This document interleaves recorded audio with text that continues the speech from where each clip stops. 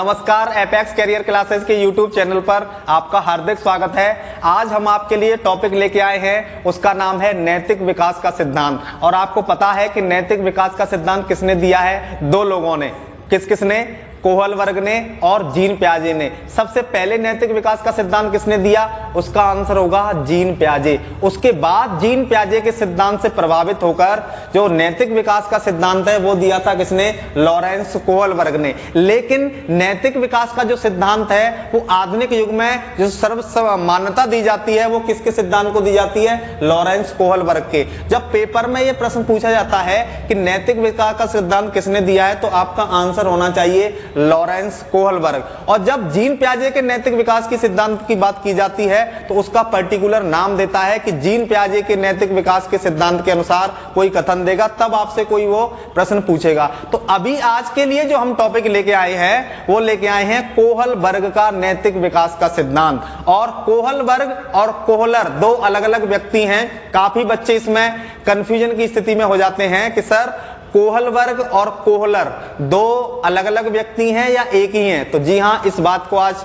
आप अच्छे से समझ लीजिए कि कोहलर अलग व्यक्ति हैं जिन्होंने सूझ का सिद्धांत दिया था, और लॉरेंस कोहलबर्ग अलग व्यक्ति हैं जिन्होंने किसका सिद्धांत दिया है? नैतिक विकास का सिद्धांत। तो नैतिक विकास का सिद्धांत कोहलबर्ग ने क्यों दिया, इसके पीछे क्या कारण है, उसके पीछे एक छोटी सी घटना है। एक व्यक्ति है हिंज नाम का एक व्यक्ति है जिसकी पत्नी बीमार है और उस पत्नी के इलाज के लिए उसे कुछ दवाइयों की जरूरत होती है और दवाइयों को खरीदने के लिए उसके पास पैसे नहीं हैं। तो वो कुछ पैसों के लिए अपने सारे जितने भी सगे संबंधी, रिश्तेदार, भाई बंधु, मित्र सभी से संपर्क करता है और कुछ पैसे इकट्ठे करता है। लेकिन उस दवाई को खरीदने में वो पैसे पड़ जाते हैं कम। और हाल ही में जिस पत्नी उसकी जो बीमार थी उसको सही करने की जो दवाई थी वो वहां पर यूरोप में हाल ही में सर्च की गई थी। तो वो उस फार्मासिस्ट के पास पहुंचता है हिंज कि आप ये कुछ पैसे ले लीजिए और वो दवाई दे दीजिए, मैं बाकी के पैसे आपको बाद में दे दूंगा। लेकिन जो फार्मासिस्ट है वो दवाई को देने से मना कर देता है कि मैं आपको इस दवाई को नहीं दे सकता, इसको मैंने बड़ी मेहनत से बनाया है। तो हिंज क्या करता है कि अपनी पत्नी को बचाने के लिए उसकी दुकान को तोड़ देता है, अर्थात उसमें करता है रात में चोरी करने के बाद वह अपनी पत्नी की जान बचाता है। तो लॉरेंस कोहलबर्ग ने यह कहानी हिंज की बच्चों को सुनाई और बच्चों से पूछा कि क्या हिंज को चोरी करनी चाहिए थी, क्या व्यक्ति को पत्नी धर्म निभाना चाहिए। इस बहुत सारे प्रश्न ऐसे लॉरेंस कोहलबर्ग बच्चों से पूछता है और उनके तर्क लेता है कि जो आप अगर ऐसी किसी दुविधा में फंस जाएं तो आप क्या करेंगे। मैं समझता हूं कि हिंज वाली बात आपकी समझ में अच्छे से आ गई होगी। उसी पर आधारित है लॉरेंस कोहलबर्ग का नैतिक विकास का सिद्धांत। तो सबसे पहले हम बात करते हैं कि पेपर में डायरेक्ट क्वेश्चन पूछा जाता है कि लॉरेंस कोहलबर्ग किस विकास से संबंधित है, तो उसका आंसर क्या होगा? नैतिक विकास से। या फिर दूसरा क्वेश्चन पूछा जा सकता है कि नैतिक विकास का सिद्धांत किसने दिया है, तो उसका आंसर क्या होगा?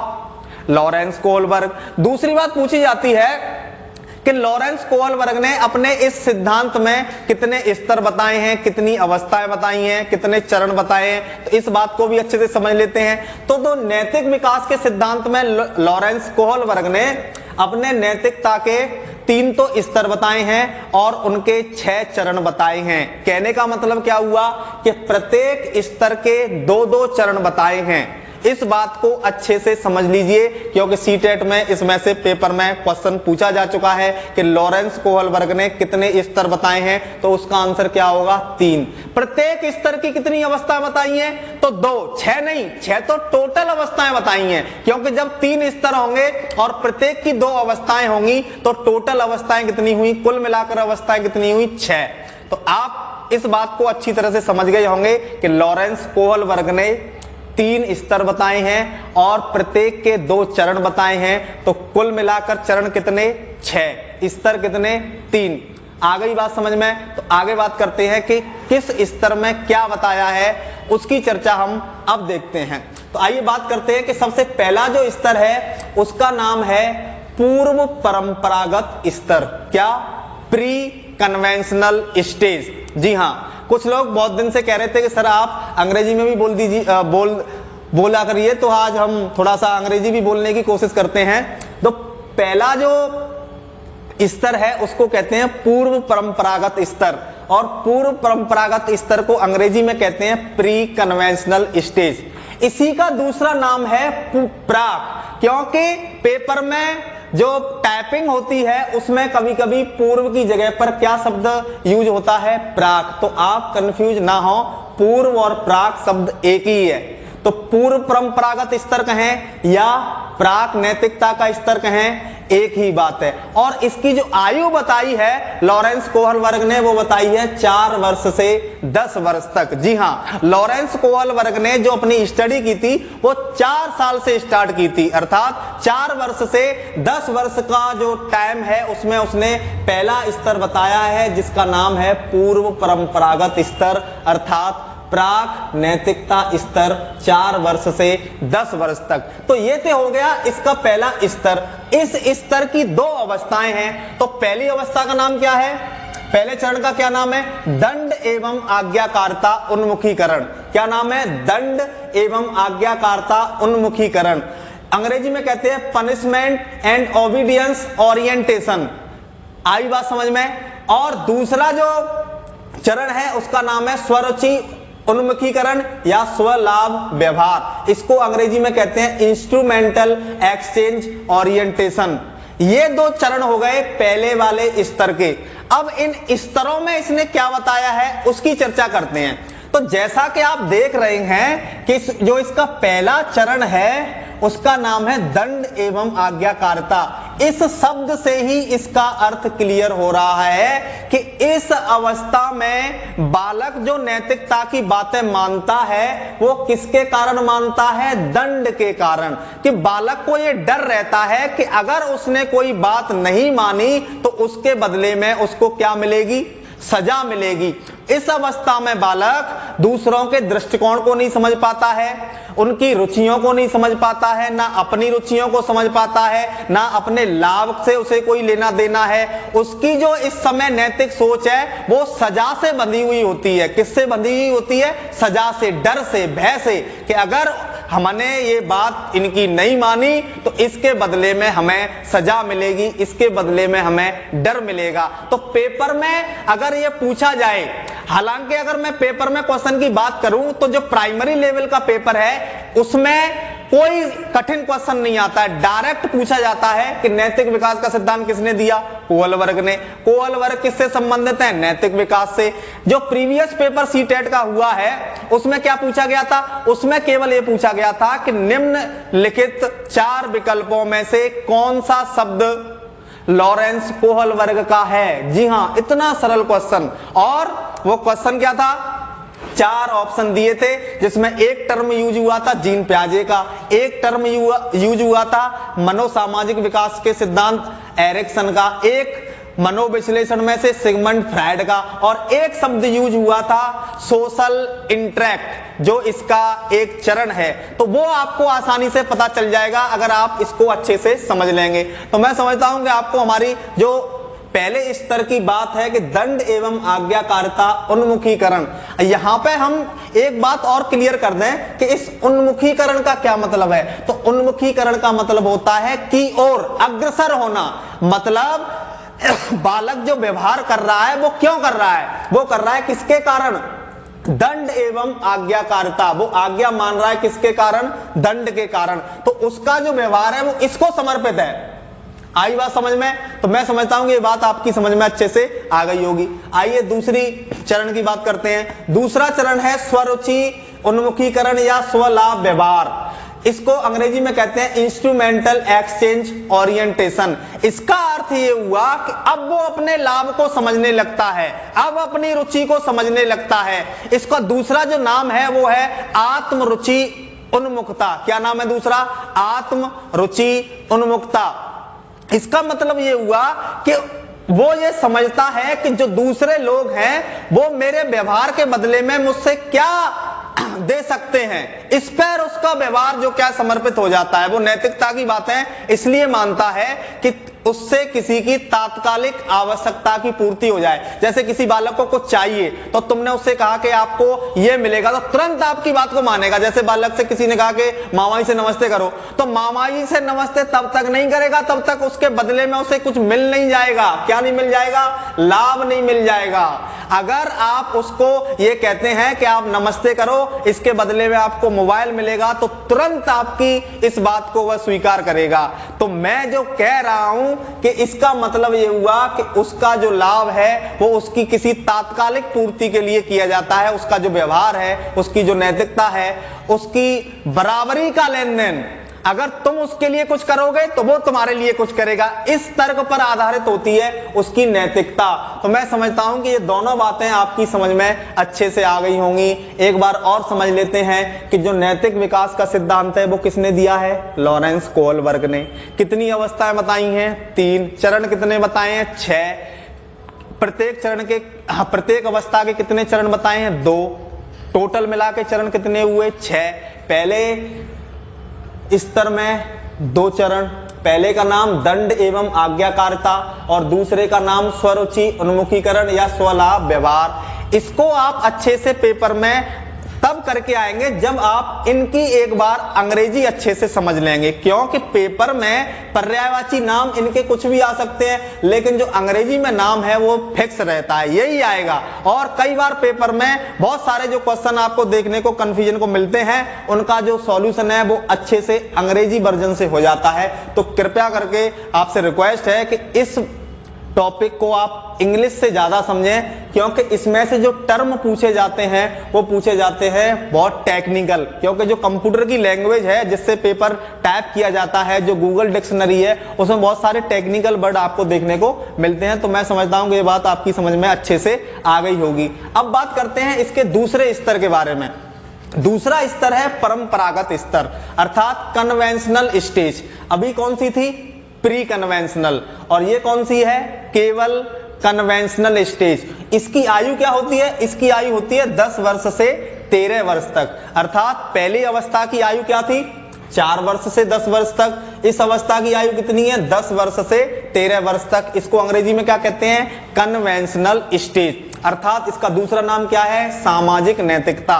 यहां पे हम आपको एक बात और क्लियर कर दें कि एक बार पेपर में क्वेश्चन पूछा गया था कि ऐसा कौन सा चरण है जिसमें नैतिकता पाई नहीं जाती है, तो उसका आंसर क्या होगा? ये वाला। पहला चरण ऐसा है जिसमें नैतिकता होती नहीं है। तभी आप यहां पे देख रहे हैं कि इस वाले चरण में कहीं भी इसका दूसरा नाम लिख ही नहीं रहा है। नैतिकता से पूर्व की अवस्था, तभी तो कह रहे हैं पूर्व परंपरागत अवस्था।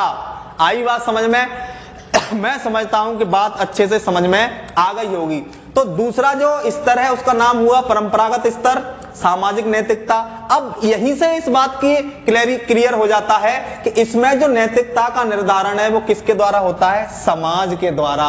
समाज जो मानदंड निर्धारित करता है, समाज जो रूल्स बनाता है, उनको बालक मानता है, उसी के आधार पर उसका व्यवहार चलता है। इसकी 2 चरण हैं। पहले चरण का नाम है अंतर्वैयक्तिक सहमति या अच्छा लड़का अच्छी लड़की दृष्टिकोण। ये वाला जो नाम है ये कई बार सीटेट में पूछा जा चुका है। अच्छा लड़का एवं अच्छी लड़की दृष्टिकोण, अंग्रेजी में कहते हैं good boy and nice girl orientation.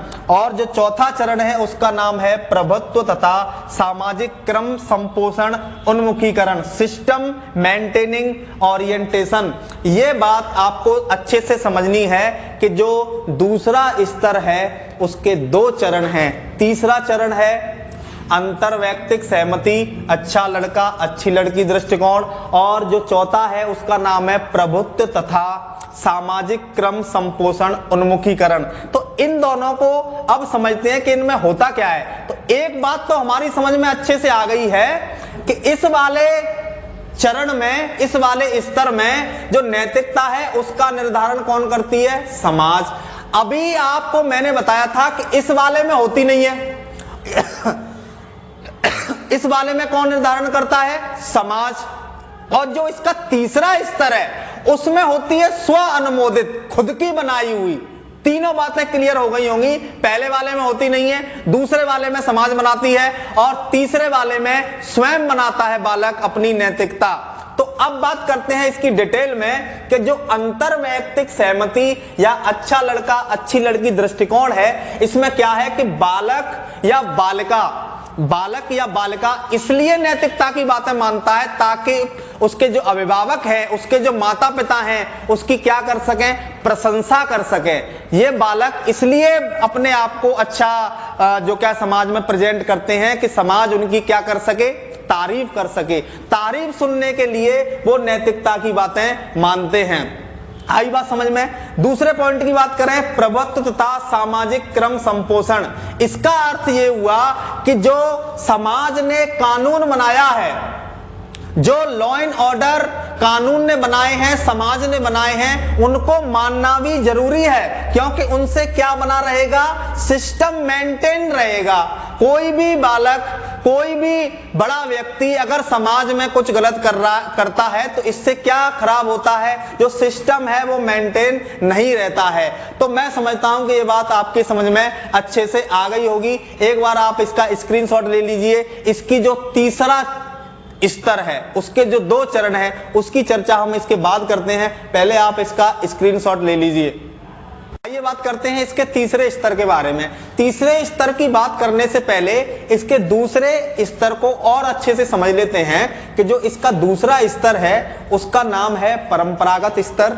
इसको सामाजिक नैतिकता स्तर के नाम से भी जाना जाता है। इसकी आयु होती है 10 वर्ष से 13 वर्ष तक। इसके 2 चरण हैं। पहले चरण का नाम है अंतरवैयक्तिक सहमति, अच्छा लड़का या अच्छी लड़की दृष्टिकोण, और दूसरा है प्रभुत्व तथा सामाजिक क्रम संपोषण उन्मुखीकरण। उन्मुखीकरण का अर्थ हम पहले भी स्पष्ट कर चुके हैं कि उन्मुखीकरण का अर्थ होता है कि, और इस वजह से, इन दोनों की वजह से उसका नैतिकता उसके अंदर आती है। ये मतलब होता है उन्मुखीकरण का, की ओर ले जाना। ये ले जाते हैं उसको नैतिकता की ओर। अच्छा लड़का और अच्छी लड़की बनना उसको उन्मुखीकरण की ओर ले जाते हैं। तो हम बात कर रहे थे अंतरवैयक्तिक सहमति। अंतरवैयक्तिक सहमति का मतलब है कि जो अच्छा प्रदर्शित करने का प्रयत्न करते हैं बालक, इसमें अपने आप को आपसी व्यवहार और संबंधों पर आधारित नैतिकता इसको कहा जाता है कि जो अच्छे आपसी व्यवहार करते हैं बालक एक दूसरे से, अपने फ्रेंड सर्कल में, लड़का लड़के के साथ, लड़की लड़कियों के साथ जो अच्छे आपसी संबंध बनाते हैं, उस पर आधारित होती है ये नैतिकता। और लोगों का विश्वास जीतते हैं, दूसरों का सम्मान करते हैं, दूसरों का ख्याल रखते हैं, जिससे कि माता पिता की नजर में क्या बन सकें, अच्छे बन सकें। और जब भी अच्छे बन जाएंगे तो उनको क्या मिलेगा, गुड बॉय और गुड गर्ल। तो मैं समझता हूं कि ये वाला जो चरण है अब आपकी समझ में अच्छे से आ गया होगा। इसका जो चौथा चरण है उसका मतलब है कि इस चरण में बालक सामाजिक व्यवस्था को बनाए रखने के लिए नैतिकता की बातें मानता है। जो सामाजिक व्यवस्था बनी हुई है, जो कर्तव्य हैं, जिससे जो कर्तव्य हैं, जो उसके आदेश समाज ने दिए हैं, जो कानून है, जो न्याय है, उनको किस लिए मानता है, ताकि सामाजिक व्यवस्था बनी रहे, जो सिस्टम है वो मेंटेन रह सके, समाज चले अच्छे से। इस बात को बालक समझ जाता है इस अवस्था में आते आते। अब बात करते हैं इसकी तीसरी अवस्था के बारे में। तीसरी अवस्था का नाम है उत्तर परंपरागत स्तर, अर्थात पोस्ट कन्वेंशनल स्टेज। इसको सैद्धांती अवस्था भी कहते हैं, चरित्रवान अवस्था भी इसी को कहते हैं, क्योंकि इसमें हो जाता है उसे गीता का ज्ञान। क्या हो जाता है, गीता का ज्ञान। उसकी जो नैतिकता है इस स्तर में वो किसके द्वारा निर्धारित होती है, स्वयं के द्वारा। स्वयं अनुमोदित, स्वयं निर्धारण करता है नैतिकता के, मुझे कौन सी बात माननी है, कौन सी नहीं माननी है। और इसकी जो आयु बताई है वो बताई है 13 वर्ष से प्रौढ़ावस्था तक। जी हाँ, इस बात को अच्छे से समझ लेंगे कि उसने जो इसकी आयु बताई है वो बताई है 13 वर्ष से प्रौढ़ावस्था तक। इसके 2 चरण हैं। पहला है सामाजिक संविदा उन्मुखीकरण, सोशल कॉन्ट्रैक्ट सिचुएशन ओरिएंटेशन, और दूसरा है सार्वभौमिक नीति परक सिद्धांत, यूनिवर्सल एथिकल प्रिंसिपल्स ओरिएंटेशन। ये 2 इसके चरण हैं। इन चरणों की अगर हम बात करें उससे पहले हम ये समझ लें कि जो तीसरा स्तर है, जो इसका तीसरा स्तर है, उसमें नैतिकता का निर्धारण किसके द्वारा हो रहा था? स्वयं के द्वारा। तो जब स्वयं के द्वारा नैतिकता का निर्धारण होगा तो वो बालक जो क्या है, सामाजिक संविदा मतलब सोशल कॉन्ट्रैक्ट, जो समाज ने जो कुछ मूल्य निर्धारित किए हैं, कुछ सिद्धांत बनाए हैं, कुछ अधिकार हैं, जो कुछ कानून है, उनसे ऊपर नैतिकता नहीं होती। ये उसकी समझ में अच्छे से आ जाती है कि समाज में कुछ नियम है जिनका पालन व्यक्ति और समाज को करना चाहिए, ये समझ उसकी विकसित हो जाती है। और कुछ कानून जो उसको ऐसा लगता है जिससे बहुसंख्यक समाज का भला नहीं हो रहा है, वो कहता है कि ये कानून नियम उसको बदल देने चाहिए। जैसे कि हिंज को याद करिए, हिंज को जब दवाई नहीं मिल रही थी तो जो पेपर जो क्वेश्चन पूछ रहा है हिंज कोहलबर्ग बच्चों से कि क्या डॉक्टर का ये करना उचित है कि अनुचित है, डॉक्टर को सजा मिलनी चाहिए कि नहीं मिलनी चाहिए। तो अब वो बात यहां पे क्लियर हो रही है कि कुछ जो कानून है, कुछ नियम है, वो अगर जिनसे बहुसंख्यक समाज का जो कि लोकतांत्रिक जो अनुमोदित कानून है, जो लोकतंत्र ने बनाया है, अगर उनसे किसी का भला नहीं हो रहा है तो वो कानून हमको बदल देने चाहिए। ये उसकी नैतिक सोच हो जाती है। और अब बात करें इसकी सार्वभौमिक नीतिपरक सिद्धांत की, जिसको अंग्रेजी में कहते हैं यूनिवर्सल एथिकल प्रिंसिपल ओरिएंटेशन। इसका मतलब होता है कि सबके प्रति न्याय, सम्मान, आदर, प्रत्येक की प्रतिष्ठा का ख्याल रखना, ये सारी भावनाएं नैतिकता की बालक के अंदर इस वाले चरण में विकसित हो जाती है। और जब भी व्यक्ति की अंतरात्मा के बीच द्वंद की स्थिति होती है कि मुझे ऐसा करना चाहिए कि नहीं करना चाहिए, और वो उसको कर देता है, तो उसको लेकर उसको पछतावा भी होता है इस वाली अवस्था में कि ऐसा मुझे नहीं करना चाहिए था। तो ये हमारा जो टॉपिक है लॉरेंस कोहलबर्ग का नैतिक विकास का सिद्धांत, इसमें यह था कि नैतिक विकास का सिद्धांत किसने दिया है? लॉरेंस कोहलबर्ग ने। कितने स्तर बताए हैं? 3। चरण कितने बताए हैं? प्रत्येक स्तर के 2 चरण बताए हैं, तो टोटल चरण हो गए 6।